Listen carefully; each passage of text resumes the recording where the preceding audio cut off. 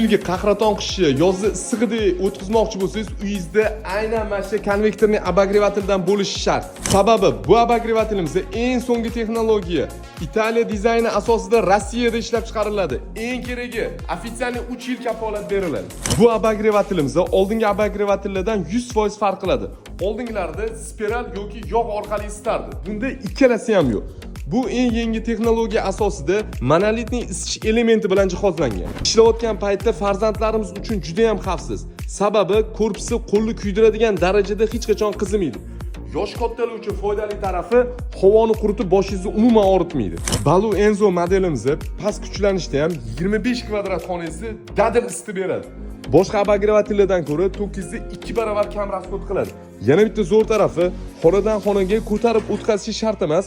O'zida maxsus balonchalar bor, bemalol yurg'izib o'tkazsangiz ham bo'ladi. Eng zo'r fishkasini aytaman, agar xonangizda imkoniyat bo'lsa, devorga ham bemalol osib qo'ysangiz bo'ladi. Sovuq kunlar yaqinlashyapti. Siz uyingizda qanaqa обогреватель ishlatasiz? Kommentariyaga yozib qoldiring. Men o'zimizning obunachilarimiz uchun Rossiyaning nomerli обогревателini bor yo'g'i 920 ming so'mdan qilib beraman. Kimga kerak bo'lsa, nomer adreslarimizni bilasizlar, bemalol aloqaga chiqib zakaz qilsanglar bo'ladi.